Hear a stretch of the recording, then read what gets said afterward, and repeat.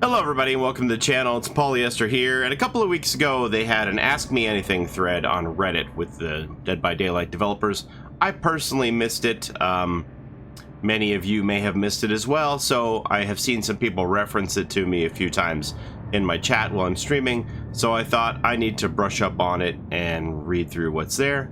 And I thought maybe I would just read through it with you, if any of you have also not gone on the Reddit to check it out. So let's go ahead and read it together here. Let's see. So here we are on the Dead by Daylight Reddit thread, and it says, "We're Behavior, ask us anything."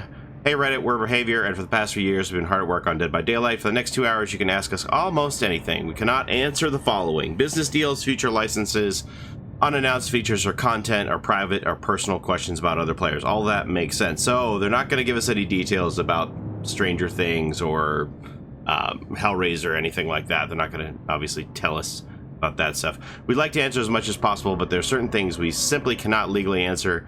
If you're unsure, feel free to ask away. Worst case scenario, we'll just let you know we can't answer that question. All right, so Miss Claymore here was kind enough to gather all the questions in one bundle so we can read everything at once. Will the archives add more lore to the characters' stories? Yes, they will. A big part of the archives is to the lore of the game. We should have more information on the archives once they're a little closer. Archives is also something that I expect to talk about quite a bit in the future. This is slated for the mid-chapter of the next DLC, so it's several weeks away, but with each mid-chapter we should get a new part of the archives, which is going to make the lull in between new chapter releases exciting and fresh. There'll be a new lore every 12 weeks, the same way that there's going to be a new killer every 12 weeks. So these lore bits, this archive really fascinates me. Again, we'll talk about this much more in the future as it gets closer. Can you guys provide another double blood point weekend? Absolutely. There will be more of these events in the future. Everybody loves them double blood points. That's good to hear. Dedicated servers when? Technically, this is not a question, but I could try to provide some kind of answer. We're still on track for end of summer 2019. Remember, summer ends on September 21st. Actually, September 23rd is the last day of summer, but I get your meaning. So I know everybody's like, we were promised dedicated servers in the summer. Summer ain't over, people. Summer goes to September 23rd, so they still got some time. Will the Nintendo Switch mobile version of the game sync with the Steam version? The Nintendo Switch version of the game will follow the same update schedule, but there may be slight differences with licensed content. I wasn't even sure if they were going to get licensed content on the Switch, to be honest, because they said that the deluxe edition that you buy comes with 10 survivors and 9 killers, or is it vice versa? It might be 10 killers, 9 survivors. Not entirely sure, but it's something like that. And they haven't announced the roster yet, so I don't know who is in that deluxe version coming out on the Switch. Switch version is coming out September 23rd, 24th, I think, and it's $40 US. The deluxe Switch edition. Mobile version of the game does not follow the same schedule as the main game, however. Okay, who's your favorite survivor? Are there any plans to change the requirements for the Left 4 Dead achievements since endgame collapse makes it harder? Keep up the good work. Achievements are difficult to change once they go live due to the process with external parties. With that being said, we'll look into what we could do. Any information on a totem counter of some sort that would be displayed on the screen? This would really benefit people with solo queue.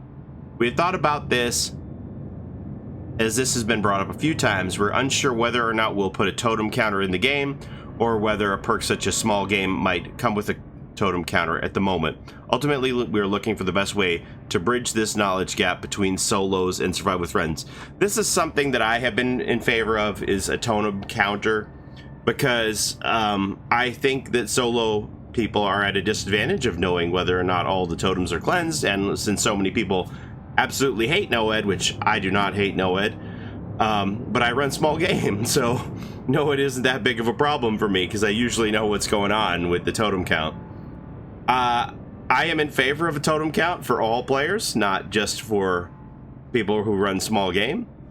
While that might make people run small game more if there were a totem counter, I think that a totem counter just only benefits survive with friends even more. Because if I'm running a 2-man survive with friends and a 3-man survive with friends, and there's a random with me and I have the totem count, then I'll know if that random cleansed another totem that I don't know about, a dull that I don't know about, and I can convey that information to my team.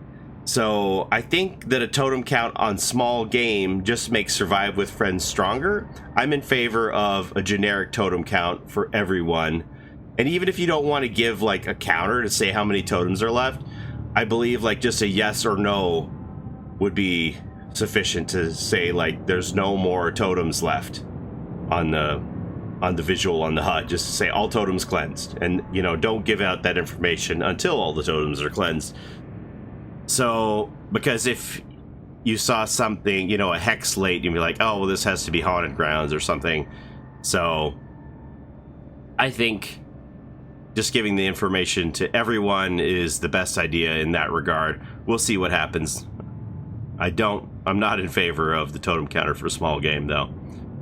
All right, are you planning to add a replay-like system or somewhere where we can see our own stats? I know you have the data, as every now and then you make some pretty infographics with it.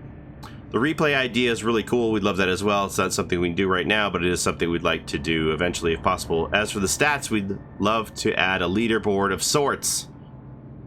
I would like to see that too. Let's see. Is there going to be a system that lets us progress our things over to PC or console? So, shared player cloud ID is an idea that has been kicked around, where you would just submit your cloud ID on different platforms that you would play on, and you would take your progression over with you. I think that would be great.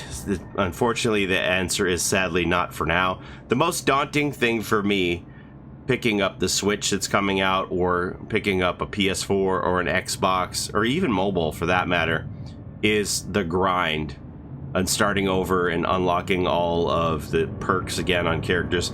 Coming from my standpoint, I personally have earned over 230 million blood points in Dead by Daylight on PC, and just the thought of having to grind all of that over again on a console is very daunting. So I wish we did have crossover progression, but doesn't look like that's something that's in the cards right now. Here's another question I get asked quite a little bit. Can we ever expect a game mode with 2 killers and 8 survivors? While we have received the suggestion multiple times, this is something we're not looking to do at the moment. This would require a lot of work to balance properly, and we would rather focus our efforts on the base game rather than splitting our attention between 2 radically different game modes. I get this question a lot. I thought possibly with the introduction of dedicated servers that this might be something that they would consider, seeing as how they have dedicated servers on Death Garden and they are playing around with 2 Hunter mode on that game. I thought maybe we would see 2 killers in Dead by Daylight, which I think 2 teaming killers would just be incredibly overpowering and the survivors would not have a good time, but it would be interesting. But it doesn't sound like that's something they're looking for right now. They just want to shore up the base game, which I respect that. Okay, do you guys plan to add any rewards for leveling up devotion? There's no plan yet, but this is something we'd like to do eventually. That's another complaint that I hear all the time, is people who feel like they're playing the most don't get a reward for it. I mean, you are getting blood points, obviously, but they would like to get some kind of reward for reaching certain ranks, reaching certain levels of devotion, something like that. Is No Mither ever getting a buff? We aim to improve all of our perks. I've heard some good suggestions for No Mither. One in particular would be to remove the injured music while under the effects. I know another one is to hide the fact that you have No Mither from the killer. As of this moment, we have not committed to either of these changes, but it will be improved at some point. I am in favor of the option of hiding No Mither from the killer, because I think it's very unlikely you're going to get left on the ground when the killer is aware you're running that perk, so kind of defeats the purpose of the perk. I really wish that that was hidden information on the HUD from the killer, and I would just like them to appear as a normal survivor at the beginning, so that until they get hit, then the killer wouldn't be aware that this person cannot heal. But we'll see what happens. When exactly should we expect the end of summer update? Our next big update is a chapter, and we did not announce the date of release yet. However, we're still following our usual schedule, so you can probably guess an approximate release date for the next chapter. I initially thought that maybe the release date was going to be September 3rd, but seeing as how they have 3 more weeks of cosmetics, unless they do a week where they double up 2 of the cosmetic packages that are coming, I don't think they'll do that. Maybe they would just hold one of the cosmetic packs back until after the chapter would release. But I think most likely the next chapter release is going to be on September the 10th with a public test build on PC 2 weeks beforehand. Okay, so then Horvath and Not Queen, I guess they're the people who are doing this Ask Me Anything, talk about their favorite killers to work on in the game. How many killers and survivors would you like to see in total in the game? We want our game to keep going for a while, and we know that you guys like variety and a new gameplay, so we'll be providing a lot of interesting characters for you in the upcoming years. Sweet! Give us Bunny Feng Min, please! I'm going to be a killjoy here. No Bunny Feng Min for the moment. The reason why we're not doing Bunny Feng Min is because of the way the cosmetics are technically set up. Having a full hoodie would require to lock up a head and a torso cosmetic together, and we cannot do this at the moment, but I'm not a total killjoy. We are still looking into ways to make this happen. Just don't hold your breath. So why not a compromise? I've seen concepts and designs from fans who have been able to make it work. I'm curious as to why it absolutely has to be a full hoodie. Full hoodie. That's something our art team considered, but we wanted to stay true to the original design and figure out a technical solution to the problem, even if it takes longer. Once we add the feature to answer our technical problem, it will also allow us to do more of this type of cosmetics instead of going for a workaround for a one-time thing. Bunny Feng Min is the most requested cosmetic from that day that Ash and Dave ever showed us that sneak peek of that.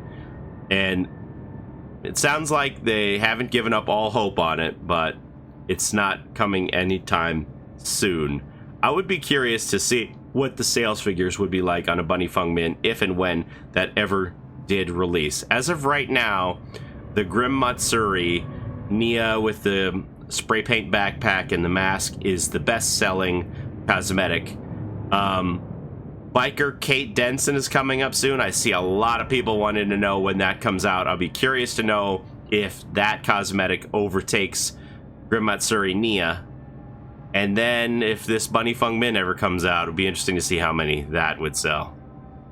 Okay, have you ever considered removing perk tiers to reduce the grind? Yes, we have considered it. We went another way, but the goal is the same: to ease on the perk grind and promote an easier access to more perks. We're releasing these changes in the upcoming chapter update. To give you more information, we're also preparing a blog post to explain the upcoming changes. This blog post should be available in a few weeks. That blog post has come out at the end of this AMA. I'll follow up with that Bloodweb rework to talk about those changes with the blog post. Can we expect a clown rework update? He's really boring on both sides right now. We don't have any immediate plans for the clown at the moment, but we'd love to hear what you have in mind. Sales on DLC. Okay, now they went into part 2. Yeah, this was back when Dead Hard and Sprint Burst were acting up. And I think those are both fixed now. What percentage of killers and play killer and who plays survivor? Okay. Will voice chat ever be a thing? Voice chat was actually tested very early on. We decided against it as it would ruin the atmosphere of the game. We don't mind if people want to talk to their friends as they play, but we do not want to force it on people who don't want it. I have actually had people say that I'm cheating because I'm on voice. I've seen threads on Reddit saying, there's this content creator, Paulie, Esther, and he's on voice with his friends. Isn't that bannable? I think they should ban him because that's cheating. Oh, Lord. Stop having fun with your friends, Paulie. Play like a normal person. All right. Will the game ever be balanced for Survive with Friends? This can be a little tricky. If we just buff killers to be more powerful and competitive against coordinated teams, solo players or more casual teams will struggle. We have been keeping Survive with Friends in mind as we design new content to make sure that solo players aren't left behind, and we would like to revisit existing mechanics as well to make them more accessible to solo players. By bringing solo players up to the same level, we would be better able to balance around coordinated groups without leaving solo players behind. Hello, Behavior. Are we going to have a barbecue event this summer, guys? Keep up the good work. Team thanks. Sadly, there will not be a summer barbecue event this year. The roadmap is pretty packed with new features such as the archives and dedicated servers, and unfortunately we do not have time for the event this time around. We love events too, but we decided it was best to focus on content and changes that would improve the game as a whole year round. Let's see. Yeah, this was a thing that Patricia put out on the forum. Sadly, there won't be a summer event this year because our team is focusing on other priorities like the dedicated servers, bug fixing, pips and ranks, archives, and more. We want the game health to be at its best for doing another event.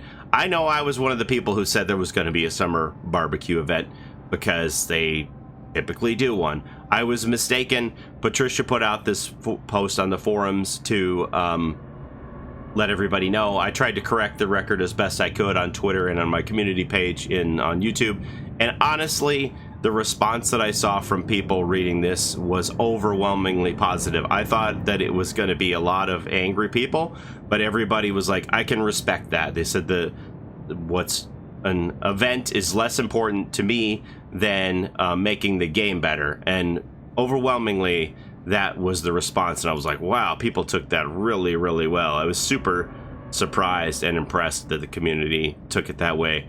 I mean, we all would have liked to have had an event and free cosmetics, but the long-term goal is what we should all keep in mind, right? Everybody discount on org cells? No. What's your plan to deal with toxic players? We currently have a team of associate community managers reviewing reports and support tickets to deal with cheaters and abusive people. Camping is a bit of a tricky situation since there are times it can be the right move. For example, if the gates are open and you have a survivor on a hook nearby, if you were to leave the hook, they would easily be able to escape before you could respond. So it's a bit of a gray area. We do not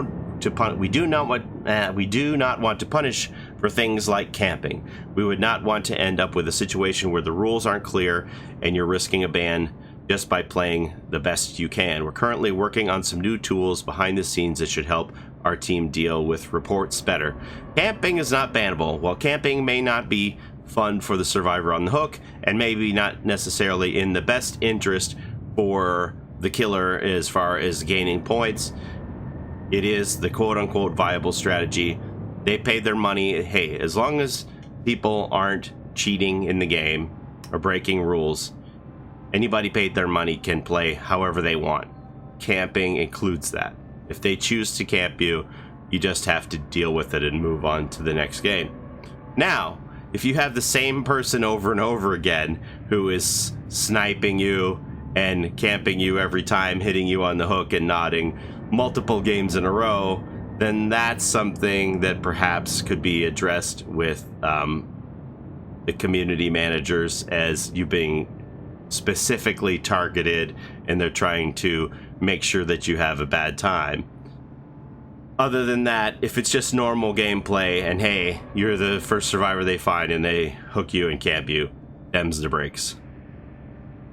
Is Leatherface up for a potential rework? As mentioned in our Q&A live stream next week, we'll be hopefully taking a look into Leatherface at some point soon. Will there be any Stranger Things DLC for DBD? Even if we were, we cannot answer any questions about potential licenses or unannounced content. They said so in the rules at the beginning.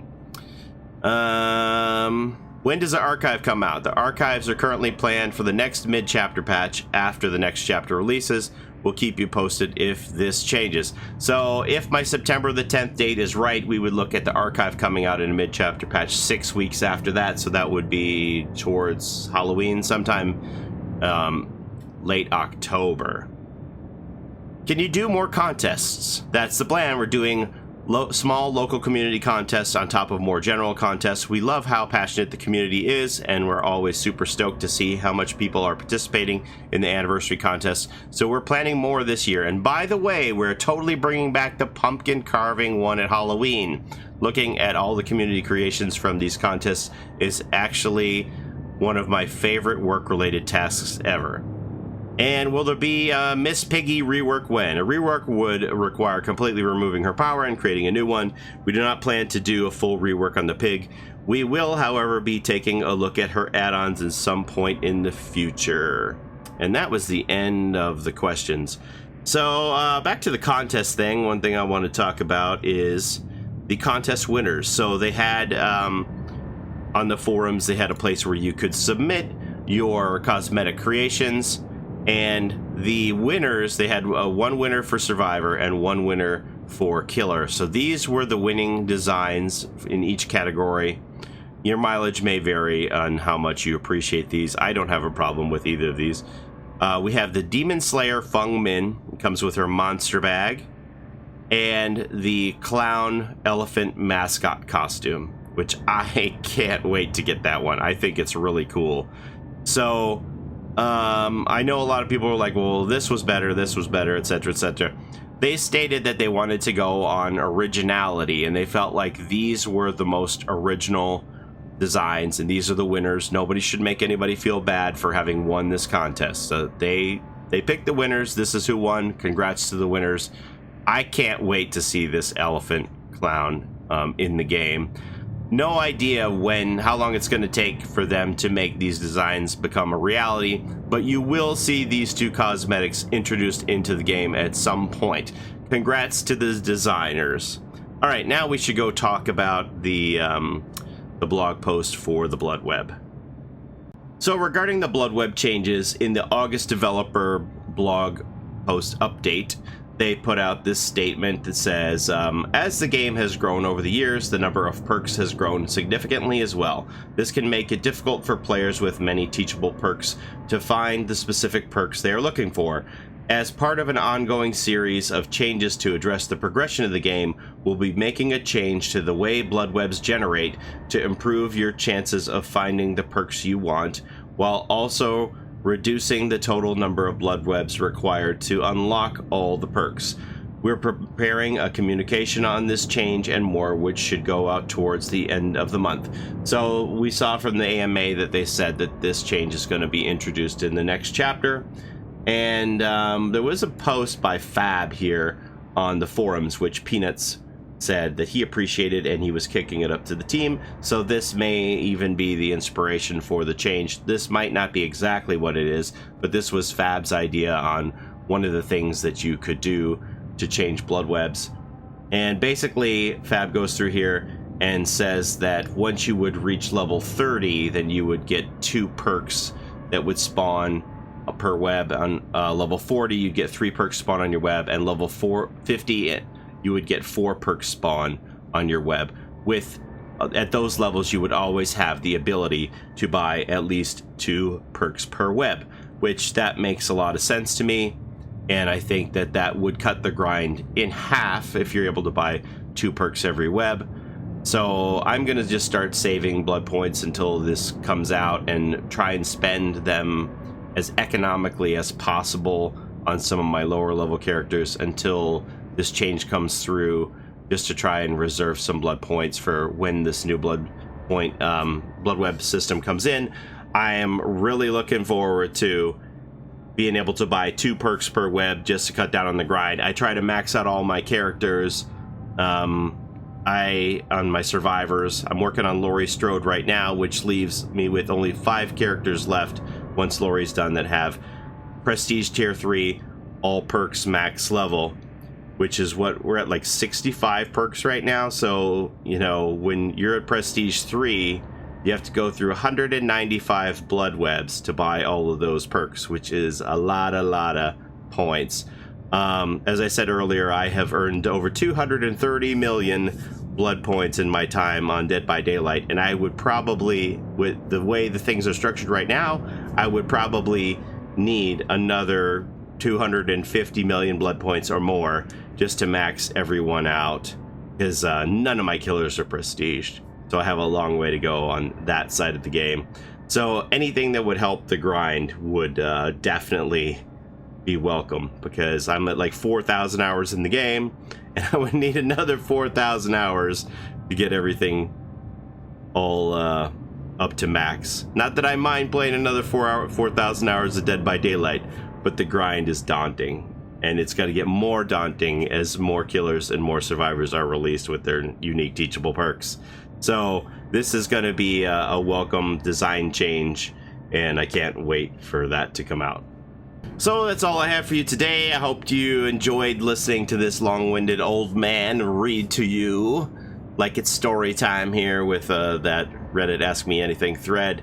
I was glad to catch up on that myself, just to educate myself about that information. My role as a fog whisperer, I feel like it's important for me to be on top of things like that so that I can answer community questions to you guys. So now if somebody asks me, hey, we're going to see 2 killer mode, then I can say, look, they said in the AMA they're not working on that, etc. So, while I'm not an employee of Dead by Daylight, I am kind of a liaison between the devs and the community, and I think it's important for me to be up to snuff on my information as a fog whisperer. So thanks for reading all that along with me. I hope you have a great day. Take care of each other out there in the fog.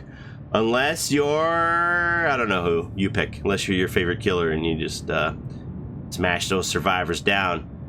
Slug them with the no-ed, because they don't have a totem counting and they don't know that all the bones aren't cleansed yet. All right, thanks for watching, everybody. Have a great day. Bye-bye.